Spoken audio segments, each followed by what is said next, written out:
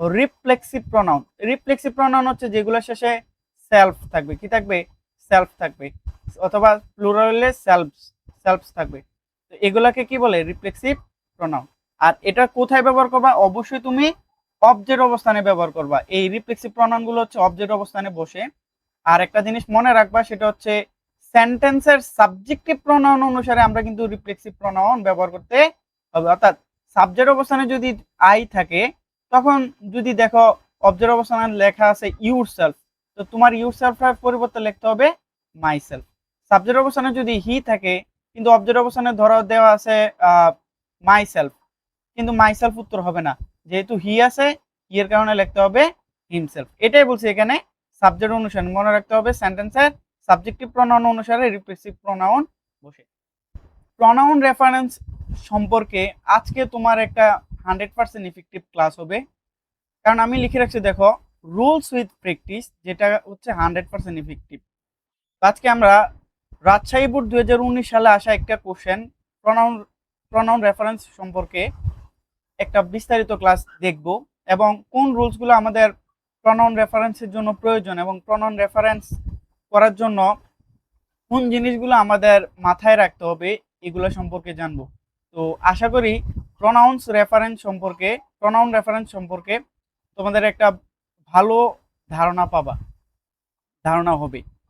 তো খেয়াল করো, যে কোনো কোশ্চেন সলভ করার আগে আমাদেরকে ডিরেকশনটা পড়তে হবে, তাই না? কি বলছে দেখো, identify the unclear pronoun references. অর্থাৎ আমাদেরকে যা করতে হবে সেটা হচ্ছে, একটা প্যাসেজ দেওয়া থাকবে, ওই প্যাসেজ থেকে, এই যে একটা প্যাসেজ দেওয়া আছে, এই প্যাসেজটা থেকে আইডেন্টিফাই, খুঁজে বের করতে হবে, চিহ্নিত করতে হবে আনক্লিয়ার প্রনাউন গুলো, যেগুলো আসলে স্পষ্ট না, আসলে এই প্রনাউন গুলো দ্বারা কাকে বোঝাচ্ছে এটা ক্লিয়ার না।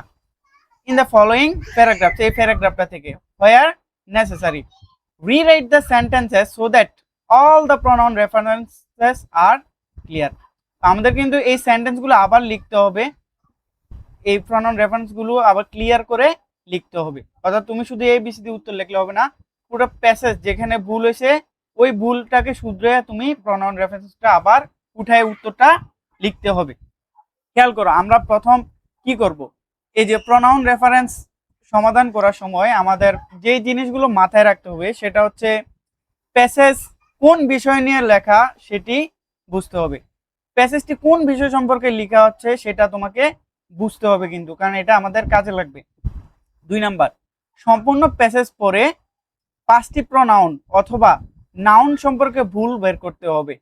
তো আমরা আসলে উত্তরগুলো যেটা লিখবো, এটা হচ্ছে নাউন হইতে পারে, প্রনাউনও কিন্তু হইতে পারে। তো তুমি সেন্টেন্সের মধ্যে হয়তো একাধিক ভুল পাইতে পারো, কিন্তু তোমার কাজ হচ্ছে 5টা প্রনাউনের সঠিকটা করা, ঠিক আছে? 3 নাম্বার দেখো, আনক্লিয়ার অথবা রং প্রনাউন। দেখো আনক্লিয়ার, হ্যাঁ, অথবা রং, এই নাউন বা প্রনাউনের সঠিক ব্যবহার করতে হবে। যখন তুমি বাক্যের মধ্যে দেখবে হচ্ছে কোনো আনক্লিয়ার অথবা রং প্রনাউন ব্যবহার করা হয়েছে, তখন তুমি উত্তরে প্রনাউন ব্যবহার করবে, অথবা মাঝে মাঝে নাউনও ব্যবহার করতে হবে। এটাই হচ্ছে তোমাদের প্রনাউন রেফারেন্স। একই প্রনাউন, যে প্রনাউনটা তুমি একবার ঠিক করছো, একই প্রনাউনের ভুল দ্বিতীয়বার ক্লিয়ার বা কারেক্ট করতে হবে না। 5, প্রনাউনের প্রকারভেদ ও এর ব্যবহার সম্পর্কে জানতে হবে। 6, খুবই ইম্পর্টেন্ট কথা, আগের সেন্টেন্সের অবজেক্টকে নির্দেশ করলে, অর্থাৎ একটা সেন্টেন্সের যে অবজেক্ট, ওই অবজেক্টটাকে কেন্দ্র করে যদি পরের সেন্টেন্সে কিছু বলা হয়, তাহলে ওই অবজেক্টটাকে তোমাকে কি করতে হবে, পরের সেন্টেন্সের সাবজেক্ট বানাতে হবে। এখন দেখো, প্রনাউনের একটু পরিচিতি যদি হই, প্রনাউনের প্রকারভেদ। আসলে এখানে পার্সোনাল প্রনাউন থেকে 3টা হয়, সাবজেক্টিভ এবং হচ্ছে অবজেক্টিভ এবং পজেসিভ। তো আমি আলাদা করে লিখে রাখছি, দেখো সাবজেক্টিভ প্রনাউন গুলো কি। সাবজেক্টিভ প্রনাউন গুলো হচ্ছে I, we, you, he, she, it, they, অথবা ওয়ানও কিন্তু সাবজেক্টিভ প্রনাউন হিসেবে বসতে পারে। তো এগুলোর অবস্থান হচ্ছে সাবজেক্ট অবস্থানে বসবে, ঠিক আছে? যদি তুমি দেখো সাবজেক্ট অবস্থানে এগুলা ব্যবহার করা নাই, ধরো এই অবজেক্ট অবস্থানের গুলা সাবজেক্ট অবস্থানে দেওয়া আছে, তোমাকে কি করতে হবে, এই অবজেক্টিভ প্রনাউন গুলা থেকে সাবজেক্টিভ প্রনাউন গুলাতে রূপান্তর করতে হবে, কারণ এটার অবস্থান হচ্ছে সাবজেক্টের অবস্থানে। অর্থাৎ তুমি যদি মি দেখো সাবজেক্টের অবস্থানে, তাহলে তোমাকে লিখতে হবে আই। যদি আস থাকে তাহলে লিখতে হবে উই, কারণ এগুলো হচ্ছে সাবজেক্টিভ প্রনাউন। এভাবে সিরিয়ালি দেওয়া আছে। তারপর দেখো পজিটিভ অ্যাডজেক্টিভ। এই পজিটিভ অ্যাডজেক্টিভের অবস্থানটা যদি বুঝে আগে, সেটা হচ্ছে দেখো সাবজেক্ট অবস্থানও বসতে পারে অথবা অবজেক্ট অবস্থানও বসতে পারে। কারণ হচ্ছে এই আই এর দেখো ক্রমান্বয়ে কিন্তু দেওয়া আছে এখানে। আই এর পজিটিভ ফর্ম হচ্ছে মাই, উই এর পজিটিভ অ্যাডজেক্টিভ হচ্ছে আওয়ার, তারপর হচ্ছে ইউ এর পজিটিভ ফর্ম হচ্ছে অর্থাৎ পজিটিভ অ্যাডজেক্টিভ হচ্ছে ইউর, তারপরে হি থেকে হিজ, শি থেকে হার, তারপর হচ্ছে ইট থেকে ইটস, দে থেকে দেম, আর ওয়ান থেকে হয় কি ওয়ান্স। এগুলোর পরে অবশ্যই একটা কি থাকে, নাউন থাকে, এই কারণে এটাকে বলা হয় পজিটিভ অ্যাডজেক্টিভ। তারপরে দেখো পজিটিভ প্রনাউন। পজিটিভ প্রনাউন হচ্ছে এই যে আই থেকে মি হইলো, মাই হইলো, তারপর হচ্ছে মাইন, তারপর হচ্ছে উই থেকে আস হইলো, তারপর আওয়ার হইলো, তারপর আওয়ার্স। ইউ থেকে ইউএস অবজেক্টিভ ফর্ম, ইউর হচ্ছে পজিটিভ অ্যাডজেক্টিভ, কিন্তু ইউর হচ্ছে পজিটিভ প্রনাউন। তারপর দেখো হি, এর অবজেক্টিভ ফর্ম হিম, আর হচ্ছে পজিটিভ অ্যাডজেক্টিভ হচ্ছে হিজ, আর পজিটিভ প্রনাউন হতো সেম হিজ। শি হচ্ছে সাবজেক্টিভ প্রনাউন, অবজেক্টিভ প্রনাউন হচ্ছে হার, তারপর হচ্ছে পজিটিভ অ্যাডজেক্টিভটাও কিন্তু হার, আর পজিটিভ প্রনাউন যেটা এটা হবে হার্স। অর্থাৎ এখানে একটা এস যোগ করতেছি, তাই না, শুধু একটা এস যোগ করতেছি। তারপরে দেখো ইটেরটা হচ্ছে অবজেক্টিভ ফর্ম ইট, সাবজেক্ট হচ্ছে ইট, পজিটিভ অ্যাডজেক্টিভ হচ্ছে ইটস, আর পজিটিভ প্রনাউন হচ্ছে ইটস সেম। তারপর হচ্ছে দে, দেখো দেটা হচ্ছে সাবজেক্টিভ ফর্ম, দের অবজেক্টিভ ফর্ম হচ্ছে দ্যাম, পজিটিভ অ্যাডজেক্টিভ হচ্ছে দেয়ার, আর পজিটিভ প্রনাউন হচ্ছে দেয়ার্স। এখানের অবস্থান হচ্ছে নাউন লেস। আমরা যখন পজিটিভ প্রনাউন ব্যবহার করি তখন এটার সাথে কোনো নাউন থাকে না, কিন্তু আগের একটা নাউনকে কিন্তু নির্দেশ করে এটা লেখা হয়। পজিটিভ অ্যাডজেক্টিভের এবং পজিটিভ প্রনাউনের মধ্যে একটাই পার্থক্য, পজিটিভ অ্যাডজেক্টিভের পরে তুমি সরাসরি একটা নাউন পাবা, কিন্তু পজিটিভ প্রনাউনের পরে তুমি কোনো নাউন পাবা না, এই কারণে এটাকে বলছে হচ্ছে নাউন লেস। তারপর দেখো রিফ্লেক্সিভ প্রনাউন। রিফ্লেক্সিভ প্রনাউন হচ্ছে যেগুলো শেষে সেলফ থাকবে, কি থাকবে, সেলফ থাকবে, অথবা প্লুরাল হলে সেলফস থাকবে। তো এগুলাকে কি বলে, রিফ্লেক্সিভ প্রনাউন। আর এটা কোথায় ব্যবহার করবা, অবশ্যই তুমি অবজেক্ট অবস্থানে ব্যবহার করবা। এই রিফ্লেক্সিভ প্রনাউন গুলো হচ্ছে অবজেক্ট অবস্থানে বসে। আর একটা জিনিস মনে রাখবা, সেটা হচ্ছে সেন্টেন্সের সাবজেক্টিভ প্রনাউন অনুসারে আমরা কিন্তু রিফ্লেক্সিভ প্রনাউন ব্যবহার করতে হবে। অর্থাৎ সাবজেক্ট অবস্থানে যদি আই থাকে, তখন যদি দেখো অবজেক্ট অবস্থানে লেখা আছে ইউর সেলফ, তো তোমার ইউর সেলফের পরিবর্তে লিখতে হবে মাই সেলফ। সাবজেক্ট অবস্থানে যদি হি থাকে কিন্তু অবজেক্ট অবস্থানে ধরো দেওয়া আছে মাই সেলফ, কিন্তু মাই সেলফ উত্তর হবে না, যেহেতু হি আছে, হি এর কারণে লিখতে হবে হিমসেলফ। এটাই বলছি এখানে সাবজেক্ট অনুসারে মনে রাখতে হবে, সেন্টেন্সের সাবজেক্টিভ প্রনাউন অনুসারে রিফ্লেক্সিভ প্রনাউন বসে। আর রিলেটিভ প্রনাউন অনেকগুলোই আছে, তার মানে বেশি ইম্পর্টেন্ট হচ্ছে হু, হুইচ, দ্যাট। তো এখন কোনটা কখন ব্যবহার করবা, যদি সেন্টেন্সের মধ্যে ব্যক্তি বুঝায় তাইলে ব্যবহার করবো হচ্ছে হু। যদি দেখো বস্তু বুঝাইতেছে কিন্তু লেখে রাখছে হচ্ছে তোমার হু, তাইলে এখানে উত্তরটা কি ভুল। তো হু এর জায়গায় লিখতে হবে কি হুইচ অথবা দ্যাট। আবার দেখো বুঝাচ্ছে হচ্ছে ব্যক্তি কিন্তু লেখে রাখছে তোমার কি বস্তুবাচক, অর্থাৎ হুইচ অথবা দ্যাট, কিন্তু বুঝাচ্ছে ব্যক্তি, তাহলে উত্তরটা কি হবে না। তাহলে হু অথবা হুইচ অথবা দ্যাটের পরিবর্তে লিখতে হবে আমাদেরকে হু। তারপর দেখো ইন্টারোগেটিভ প্রনাউন গুলো জাস্ট দেখে নাও, হু, হুইচ, হ্যাঁ, তারপর হচ্ছে হোয়াট, হোয়েন, হোয়ার, হোয়াই, এগুলা ব্যবহার আসলে কম, এগুলা প্রনাউন রেফারেন্সে ব্যবহার বেশি হয় না, জাস্ট জেনে নাও। তারপর হচ্ছে ডেমনস্ট্রেটিভ প্রনাউন মোটামুটি অনেক ব্যবহার হয়। দেখো দিস, দ্যাট, দোজ, হ্যাঁ, এগুলো হচ্ছে আমাদের ডেমনস্ট্রেটিভ প্রনাউন। তো ডেমনস্ট্রেটিভ প্রনাউন কোনটা কখন ব্যবহার করবা, দেখো দিস ব্যবহার করবা হচ্ছে সিঙ্গুলার নাউনের সাথে, এবং কাছের জিনিস বুঝাইলে আমরা দিস ব্যবহার করি। দিস এটা হচ্ছে আসলে প্লুরাল নাউনের সাথে বসে, এবং হচ্ছে এটা কাছের বুঝায়, এবং এটা প্লুরাল হবে, ঠিক আছে। দ্যাটও সিঙ্গুলার বুঝায়, কিন্তু এটা দূরের বুঝাবে, সিঙ্গুলার নাউনের সাথে দ্যাট বসে দূরের বুঝাইলে। আর দোজ প্লুরাল বুঝায় এবং প্লুরাল নাউনের সাথে ব্যবহার হয়, কিন্তু এটা দূরের বুঝায়। আর দেখো ডিস্ট্রিবিউটিভ প্রনাউন হচ্ছে ইচ, আইদার, নেইদার, যেগুলা বন্টন করা অর্থে ব্যবহার হয়, কিন্তু এগুলোর ব্যবহার আসলে কম, এগুলো নিয়ে মাথায় ঘামানোর দরকার নাই বেশি। রিসিপ্রোকাল প্রোনাউন, এটা একটু ব্যবহার হইতে পারে। রিসিপ্রোকাল প্রোনাউন হচ্ছে ইচ আদার অথবা হচ্ছে ওয়ান অ্যানাদার। তো ইচ আদার কখন ব্যবহার করবা? যখন দুইজনের মধ্যে বুঝাবে তখন ব্যবহার করতে হবে ইচ আদার। সাপোজ ধরো দুইজনের মধ্যে একটা সেন্টেন্স তুলনা করে বলতেছে, তো লেখার কথা কি ইচ আদার, কিন্তু তুমি পাইলা যে ওয়ান অ্যানাদার লেখা, কি লেখা ওয়ান অ্যানাদার লেখা, তাহলে এটা একটা ভুল প্রয়োগ। দুইজনের মধ্যে বুঝাইলে আমরা লিখতে হবে ইচ আদার। আবার দেখো দুইয়ের অধিকের সাথে তুলনা করা বোঝাচ্ছে, কিন্তু লিখে রাখছে হচ্ছে ইচ আদার, তাহলে উত্তরটা ভুল, তোমাকে লিখতে হবে ইচ আদারের পরিবর্তে ওয়ান অ্যানাদার। পরে দেখো ইনডিফিনিট প্রোনাউন। ইনডিফিনিট মানে হচ্ছে অনির্দিষ্ট, যেগুলা যে প্রোনাউন গুলো দ্বারা অনির্দিষ্ট কাউকে বোঝায় এগুলো হচ্ছে ইনডিফিনিট প্রোনাউন। তো ইনডিফিনিট প্রোনাউন ব্যবহার কিন্তু কম, কিন্তু বুঝে নাও ইনডিফিনিট প্রোনাউন কোনগুলো। ইনডিফিনিট প্রোনাউন হচ্ছে ওয়ার্ডের শেষে যে ওয়ার্ডগুলো শেষে ওয়ান থাকে এগুলো হচ্ছে ইনডিফিনিট প্রোনাউন, যেমন সামওয়ান, এরকম অনেক আছে তাই না। ওয়ার্ডের শেষে যদি বডি থাকে, যেমন দেখো সাম বডি, এগুলো একটা ইনডিফিনিট প্রোনাউন। আবার ওয়ার্ডের শেষে যদি আইএনজি থাকে, যেমন দেখো সামথিং আইএনজি আছে তাই না, এগুলো হচ্ছে ইনডিফিনিট প্রোনাউন। এছাড়াও অল মানে সবাই, কোন সবাই এটা কিন্তু নির্দিষ্ট করে বোঝায় না। None, many, few, much, little, both, এগুলো হচ্ছে আমাদের ইনডিফিনিট প্রোনাউন। তো এগুলোর ব্যবহার আসলে কম। তো এখন আমরা যে কাজটা করব সেটা হচ্ছে প্যাসেজটা পড়ব, প্যাসেজটা পড়ার পরে 5টা প্রোনাউনের ভুল ব্যবহার বাইর করব। Identify the unclear pronoun references. Unclear যে প্রোনাউনগুলো ব্যবহার করা হয়েছে এগুলো আইডেন্টিফাই করো, চিহ্নিত করো ইন দ্য ফলোইং প্যারাগ্রাফ, এই প্যারাগ্রাফে।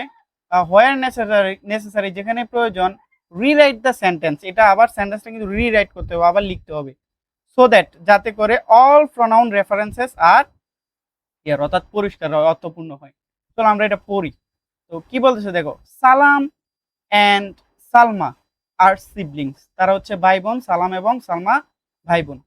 দে read in a local primary school. এখানে দেখো দে বলতে কাদেরকে বোঝাচ্ছে, এখানে আগের থেকে কিন্তু ক্লিয়ার হয়ে গেছে, সালমা এবং সালমাকে বোঝাচ্ছে, সালাম এবং সালমাকে বোঝাচ্ছে, তাহলে দে এখানে ক্লিয়ার কিন্তু প্রকাশ করতেছে। পরে দেখো সালাম ইজ ইন, সালাম ইজ ইন ক্লাস 5, সালাম হচ্ছে ক্লাস 5-এ পড়ে।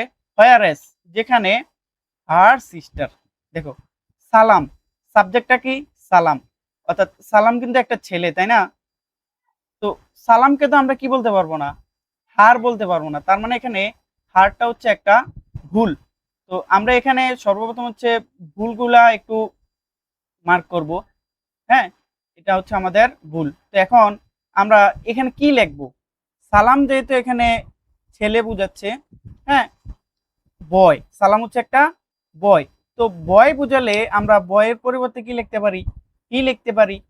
আর হিয়ার এখানে অবজেক্টিভ ফর্ম লিখতে হবে হচ্ছে, পজিটিভ ফর্ম লিখতে হবে, এটা হচ্ছে হিজ, কি লিখতে হবে হিজ, সমান সমান এখানে লিখতে হবে হিজ, তাহলে হার লেখা যাবে না, লিখতে হবে হিজ।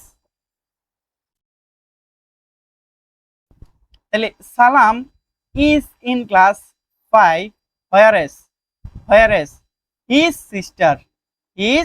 সিস্টার সালমা, এখানে হার বলা যাবে না, কারণ হচ্ছে সালাম হচ্ছে একটা ছেলে, এই কারণে লিখতে হবে হিজ সিস্টার। তারপরে দেখো সালমা কোথায় পড়ে, রিডস ইন ক্লাস 3, তৃতীয় শ্রেণীতে পড়ে, তাহলে একটা ভুল পাইলাম, সমাধান করলাম। দে গো টু স্কুল টুগেদার, এখন দেখো দে বলতে কাদেরকে বুঝাচ্ছে, দে বলতে এখানে আরো স্পেসিফিক বুঝাইতে হবে। দে বলতে আসলে আমরা এখানে পরে বুঝতে হচ্ছে, দে বলতে এখানে বুঝাচ্ছে এই যে সালাম এবং সালমাকে বুঝাচ্ছে, তাহলে আমরা দে এর পরিবর্তে লিখবো হচ্ছে সালাম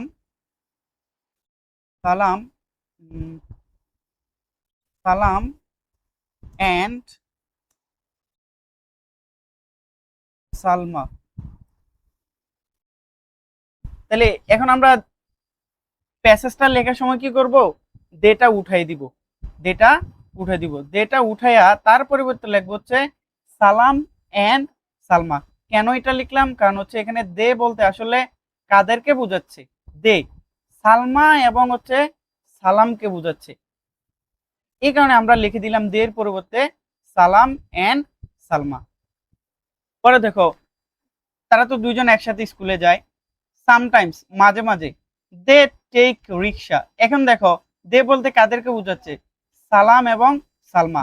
এখন এখানে কি দের আবার পরিবর্তন করতে হবে? না, এখানে কোনো পরিবর্তন করার দরকার নাই। কারণ হচ্ছে দেখো এখানে বলছি যে একই প্রণয়নের ভুল দ্বিতীয়বার ক্লিয়ার বা কারেক্ট করতে হবে না, এই কারণে আমরা এখানে দের কোনো পরিবর্তন করব না। তারপর দেখো বিকজ, তো কি বলছে এখানে দেখো তারা স্কুলে যায় একসাথে, সামটাইমস মাঝে মাঝে they take rickshaw because it is 5 kilometres away from their home. এখানে দেখো ইট বলতে কোন জিনিসটাকে বোঝাচ্ছে আমরা কিন্তু এখানে ক্লিয়ার বুঝতে পারতেছি না। Because it is 5 kilometres away, এটা 5 কিলোমিটার দূরে। এখন ইট বলতে কোন জিনিসটাকে বোঝাচ্ছে আমরা কিন্তু এখনো ক্লিয়ার না, তার মানে এটা হচ্ছে আমাদের আনক্লিয়ার। এটা কি আমাদের আনক্লিয়ার। তো এই আনক্লিয়ারটাকে আমরা ক্লিয়ার করতে হবে, অর্থাৎ এখানে ইটের পরিবর্তে লিখতে হবে। খেয়াল করো ইট বলতে কোনটাকে বুঝাইছে, Salam and Salma go to school. কোথায় যায়?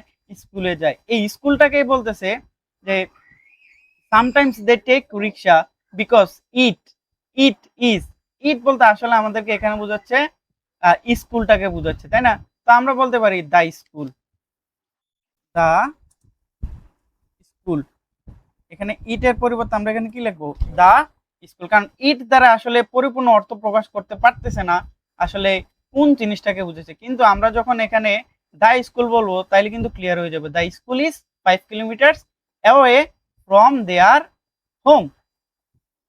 তারপরে দেখো কি বলছে, today she is going to school with her father. তো দেখো শি বলতে এখানে কাকে বোঝাচ্ছে, she is going to school with her father.